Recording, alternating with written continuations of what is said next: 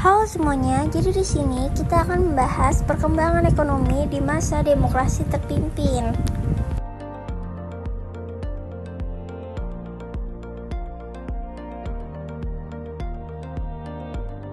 Nah, selanjutnya di sini udah daftar isinya. Yang pertama itu ada inflasi tinggi, kebijakan ekonomi terpimpin, kegagalan kebijakan, deklarasi ekonomi, buruknya sektor ekonomi, keterlibatan internasional, dan penutupnya nih. Oke, jadi di sini pertama kita akan bahas inflasi tinggi. Inflasi tinggi ini ada di masa perkembangan ekonomi dari demokrasi terpimpin. Yang pertama itu ada ketergantungan pada ekspor. Ekonomi Indonesia pada masa itu sangat bergantung pada ekspor. Namun, harga komoditas ekspor yang rendah dan keterlambatan pembayaran dari negara-negara lain telah memperburuk situasi inflasi. Nah, selanjutnya ada kebijakan pemerintah. Kebijakan pemerintah yang tidak efektif dan sering berubah-ubah telah membuat kepercayaan masyarakat terhadap mata uang dan sistem keuangan menurun.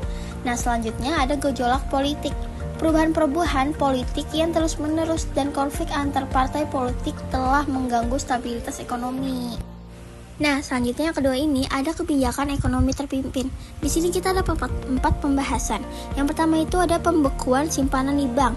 Pemerintah memerintahkan bank untuk membatasi jumlah simpanan yang dapat dilakukan oleh masyarakat dengan tujuan untuk mengalokasikan sumber daya ke sektor yang lebih strategis. Nah, yang kedua ada pengelolaan industri strategis. Negara mengambil alih pengelolaan industri strategis seperti minyak, gas, dan pertambangan. Yang ketiga ada penurunan nilai uang atau devaluasi. Pemerintah melakukan devaluasi untuk meningkatkan daya saing ekspor, namun ini tidak selalu efektif karena tidak semua industri dapat menyesuaikan diri dengan cepat. Nah, selanjutnya ada pembentukan Panitia 13. Panitia 13 adalah sebuah lembaga yang dibentuk untuk mengatur dan mengawasi aktivitas ekonomi, termasuk mengatur harga dan distribusi barang. Lanjut, yang ketiga ada kita kegagalan kebijakan. Yang pertama ini ada devaluasi yang tidak efektif. Devaluasi mata uang tidak selalu efektif dalam meningkatkan ekspor karena beberapa industri tidak dapat menyesuaikan diri dengan cepat. Yang kedua ada pembekuan simpanan yang tidak rasional. Pembekuan simpanan di bank tidak selalu rasional dan seringkali mengganggu kegiatan ekonomi masyarakat. Yang ketiga ada keterlibatan politik dalam ekonomi. Keterlibatan politik dalam kegiatan ekonomi seringkali mengganggu stabilitas dan membuat keputusan ekonomi tidak berdasar. Nah, selanjutnya ada deklarasi ekonomi. Dekon ini merupakan konsep yang ditetapkan untuk menciptakan ekonomi nasional demokratis yang bersih dan imperialisme dan kolonialisme.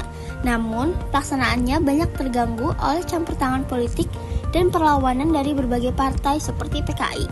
Dekon bertujuan untuk yang pertama ada mengurangi ketergantungan pada barat, yang kedua ada mengembangkan sektor industri. Nah, di perkembangan ekonomi di masa demokrasi terpimpin ini ada juga buruknya sektor ekonomi. Pemerintah meluncurkan program-program ekonomi untuk menanggulangi merosotnya ekonomi dan hiperfinansi. Yang pertama ini ada pembentukan Dewan Perancang Nasional atau Dapernas. Dapernas dibentuk untuk merancang dan mengawasi pembangunan ekonomi nasional. Yang kedua, ada Badan Perencanaan Pembangunan Nasional atau Bappenas. Bappenas dibentuk untuk merancang dan mengawasi pembangunan nasional, termasuk peminahan pembangunan infrastruktur dan faktor industri. Nah, selanjutnya di sini ada keterlibatan pasar modal. Di sini ada dua keterlibatan pasar modal. Yang pertama itu ada krisis ekonomi dunia. Ekonomi dunia pada tahun 1960-an telah memperburuk kondisi ekonomi Indonesia karena harga komoditas ekspor menurun dan keterlambatan pembayaran dari negara-negara lain. Yang kedua, ada ketergantungan pada bantuan luar negeri. Pemerintah Indonesia pada masa itu juga bergantung pada bantuan luar negeri untuk mengatasi krisis ekonomi. Nah, yang terakhir ada penutupnya nih. Dengan demikian, kondisi ekonomi pada masa demokrasi terpimpin diwarnai oleh berbagai ketidakstabilan yang dipengaruhi oleh gejolak politik, kebijakan ekonomi yang tidak efektif, dan kegagalnya beberapa kebijakan pemerintah. Kondisi ini akhirnya berkontribusi pada runtuhnya demokrasi terpimpin dan puncaknya adalah kudeta militer pada tahun 1965 yang menggantikan pemerintahan dengan Orde Baru.